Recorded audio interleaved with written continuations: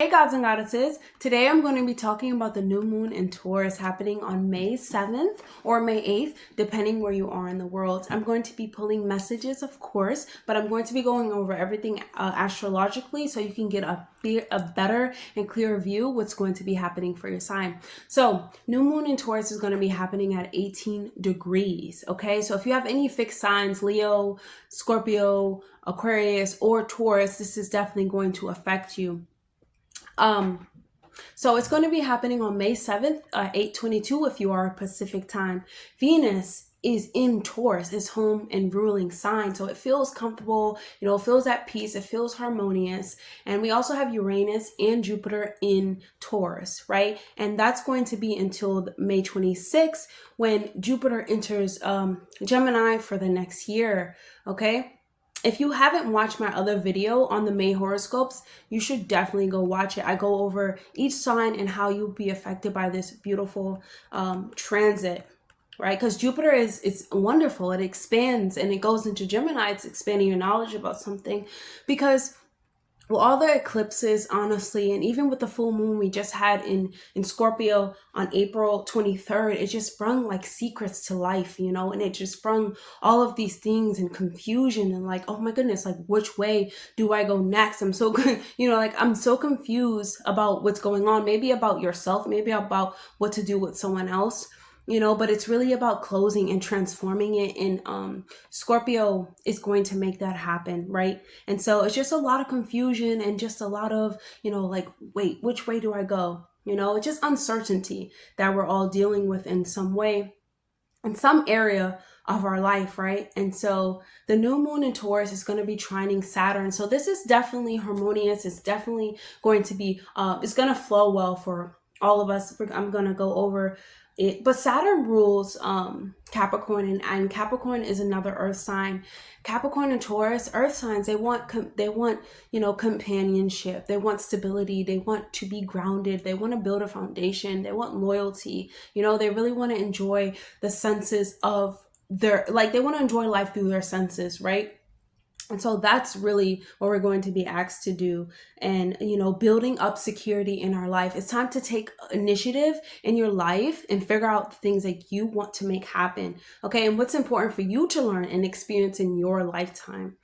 These things are important. Okay. So for May, I'm not from May. For April, things were very chaotic. They could have been all over the place with the lunar eclipse in March and then the solar eclipse in the beginning of April. It's just a lot of energy going around, and it really has you questioning like, what direction am I going in my life? Is this job like making me happy? Even if it's making me paper money, is it making me happy?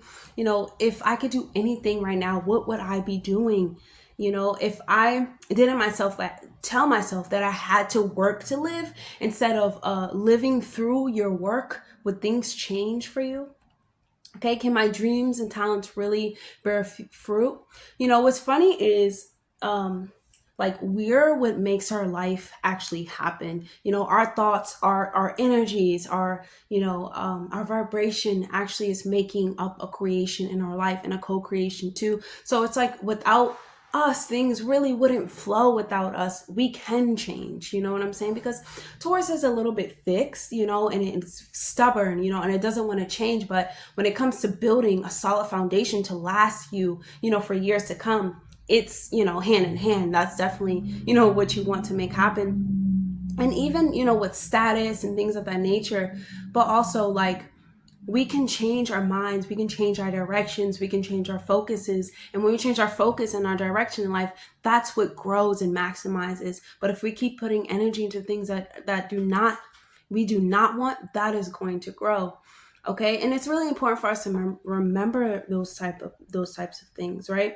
We can choose what we want to experience. We can change our house. We can change our careers. We can change our status. We can change our lifestyle. We can change our hairs, our ethers. We can change our clothes. Like, we don't have to stay the same. Right? And so Taurus really does teach us that. And Venus being in Taurus reminds us of the beautiful and inner knowing, but also bringing a plan and stabilizing your thoughts and focusing on structures to make them real. right? And this is a positive opportunity, I believe, also to work towards the life that you really want. I feel like May is a push forward. If you haven't go watch that video, please do, because it is a push forward. It is all about your thoughts, and it's all about the things that you tell yourself. Taurus is it's beautiful. It's Venus, it's Earth, it's nature. It's belonging, it's touching, it's tasting. And you really wouldn't be able to get the beauty out of life if you didn't experience it in those ways, because we are living in an experience. Okay, so this is a very positive. Okay, you must work towards the life that you want. What I mean by work, focus on the life that you want, right? Get serious, get practical about your dreams without losing sight of the joy that it does bring you. Things that you love will bring you joy. Those are the type of things that you need to focus on. Okay, do not overwork yourself. However, work your focus in the ways and in the directions that you want to grow. Okay, spend more time on your calling and what actually matters to you when building a foundation. Okay, stay active, of course, beautify yourself, and remember that life only gets better when you get better. Okay, so let's get started. Gemini. Okay, Gemini, this new moon is going to be happening in your 12th house. Okay, so it's time for you to get some rest, really sleep, okay? Because 12th house has to do with healing, closure, solitude, endings, dreams, the afterlife, the underworld, if you would say. Kind of like a lot of spirituality and facing your shadows, right? So here you're going to have a new way to look at I wouldn't say spirituality, but to look at the way that you connect with the God that you believe in, or the goddess that you believe in. Okay, so you're being called to tend into your inner world. Okay, if you've been overdoing yourself in your personal life, when you go out into the world, it's really going to kind of affect your mental space, maybe causing you to be a little bit more sleepy and things of that nature. This is an opportunity. Okay, the new moon is going to give you an opportunity to rebalance yourself and listen to your body. Okay, engaging in daily spiritual practices such as meditation, going into the psychic world, starting a dream journal. You're actually going to have you're going to be having like a new way to connect with your intuition, to connect with your inner self. But you must rest, rest your body, especially if you've been overdoing it, because this is like you're heightening your senses, towards your senses. But Pisces, 12th house, like spirituality, your intuition, your third eye, so engaging in spiritual practices, it's really going to help you grow, because you will have like a lot of dreams under this new moon, right? You'll see like a lot of signs, synchronicities, a lot of symbols, all that add up and mean something for you, especially in the dream world. I know that you're going to be experiencing some type of dream it's going to be telling you something. You definitely have to write it down, because it adds to your life, right? And so your dreams will offer you insights. They'll offer you things that you've been waiting for, because the 12th house is going into the world of the unseen, the unknown, really taking that leap of faith. It's about faith, trusting in an invisible force. But this invisible force leads you and aids you in a way to heal you, So this new moon in your 12th house is really about connecting to the divine and healing, through this transit as well. Not transit, through this new moon, because 12th house has to do with healing, right? And so Saturn in the 10th house sextiles the 12th house. So this is definitely amazing, because Saturn, is about restriction, order, things of that nature. And so he's like, Father Saturn is like, okay, like I'm helping you, I'm pushing you forward towards your enlightenment, but it's up to you to like commit to these daily practices and like pay attention, Gemini, to what's happening. Write down things, because all signs lead to this magnificent plan. in a way, anytime Saturn and Pisces get together, I feel like it's a great thing. Saturn and Pisces, because structure, order, but the dream world, you know, and it's like I can literally reach up and make this possible if I really work towards it. Even if you're thrown into the cold, because Saturn is honestly, it's like a mountain, you know, it's rocks. It's like it's well, it's not rocks, but yes, it is. Actually, it is, yes. But it's just about this like solid, you know, rock that you keep hitting up against. But at the end of the day, you get stronger. And now you're able to push this rock out of the way. And so that's what's really happening. That's what Father, you know, Neptune is really trying to teach you how to do. And you're going to be continuously taught this until, you know, Saturn goes into the next sign. But Saturn goes out of Pisces in 2026. But just pay attention, because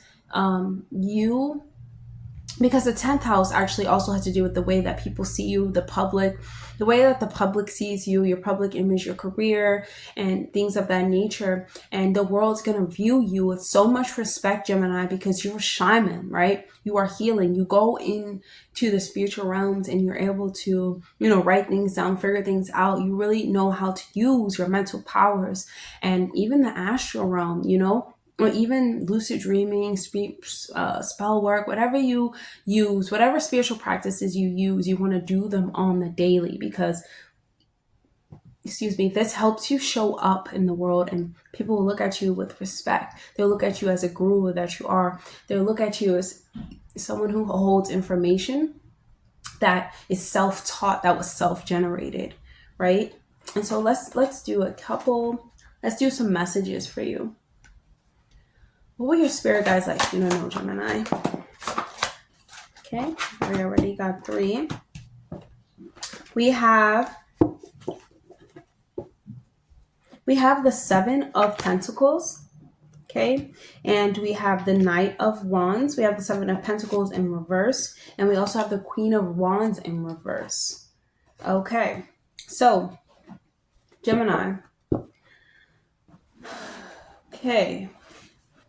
Here, you're showing to me as the Knight of Wands, someone who is, you know, inspiring, you know, passionate. They're able to move forward, Gemini, but you're lacking, you know, you're not finishing your work. Gemini, we know, like, Gemini, your sign is one that has many, and, you know, the best type of knowledge, but also you have to pick things up and actually read them, because Taurus, you know, Taurus and Moon is like, you have to stick with this. This is something that's going to build you a foundation. You can't just get it and put it down. You have to stick with it, because when you stick with it, you take inspired action, you move towards it, you actually make it happen. But when you don't, you become so demanding, you know, Queen of Wands in reverse, and pushy and jealous that others have it, but you haven't worked to get it. Because if you're a shaman, it's thinking about like, you had to go through all of that to gain that knowledge, right? You didn't just get it just by reading a book. This is about experiencing things, right? And so you have to make sure that your words align with the way that you daily do things, because that's how you truly are living it, and you're truly experiencing it, and you're like, wow, this is how it feels, you know, to be a shaman, or this is how it feels to know this, or planting a seed in the 12th house. That's how people are going to see you. You know what I'm saying? People are going to see you as this, but you can't. You want to make sure that you're at home looking like this too. Otherwise, it's gonna, you know, you're not gonna feel like you're rewarded. You're not gonna feel like you've been recognized for these things, and you should be recognized for these things, because if you have passion for it, if you have confidence in it, you have to work towards it. So this is really about you working towards these goals. Okay, you're not limited in any way. Okay. Let me see, actually. Did I go over everything for Gemini?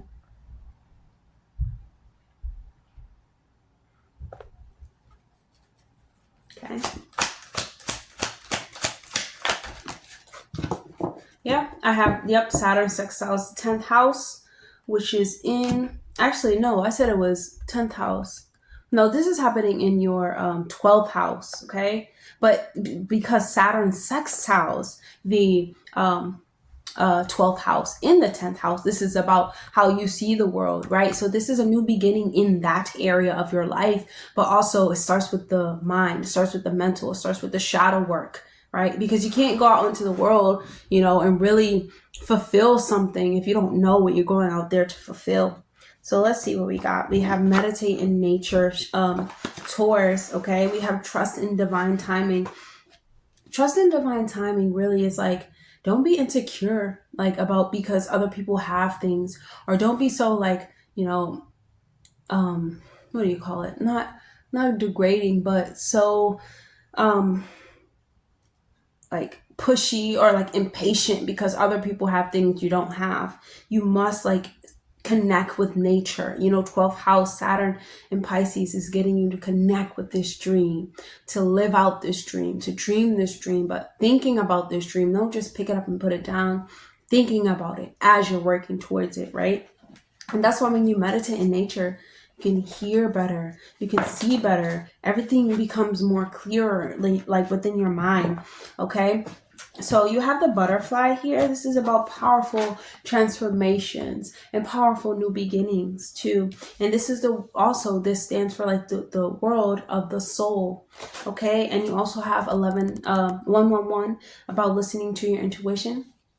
I feel as though absolutely listen to your intuition, because 12th house is Pisces, intuition, you know, of the knowing, you know, of the ethers, and your intuition is always going to guide you towards your true path. And if your intuition is strong, it's only going to become stronger, you know. And you also have the ladybug. So ladybug talks about discovering yourself, right? So all of these things, I just feel like it's discovering yourself. You have a new chance to discover yourself in the 12th house, you know, of the undoing, but of the unknown as well. You don't know really what's going to happen if you haven't really dived in and took that lead, you know? Excuse me. So yeah, if you haven't, you know, took any action, inspired action, Knight of Wands, then you won't really see any fruits of your labor.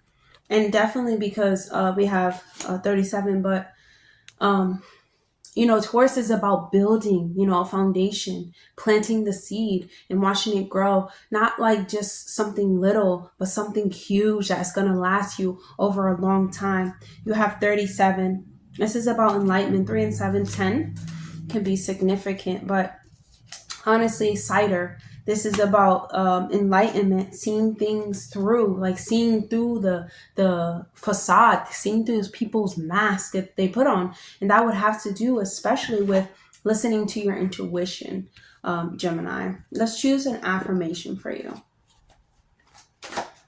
Wow, that one flew out. This is definitely for you right here. Look, I am the sacred tree of life.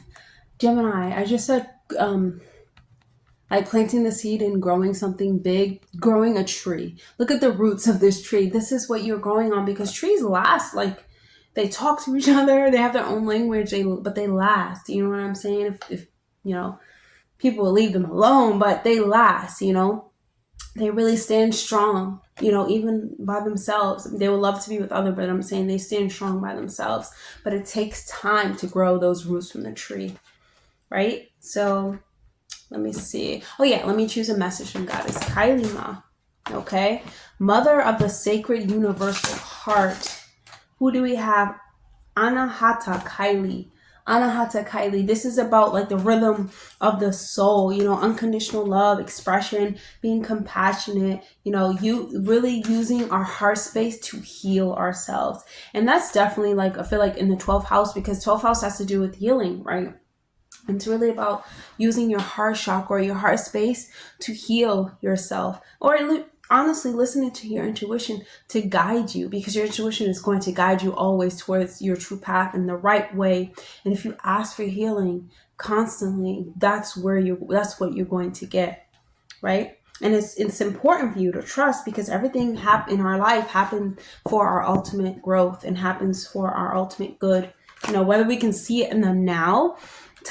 This is definitely something that you won't see right now, because we just experienced all that, you know, eclipses and stuff like that nature. It's eclipsing things away so that you can see yourself clearly. you know, because we make up this experience that we're lifing right now, you know, that we're in life. We're making up not making up an experience, but we're a part of an experience, and we can always choose a different direction, and that's what you must understand, Gemini. And so that's all I have for you guys, and I'll see you guys in the next video. Like, comment, and subscribe. See you, Gemini.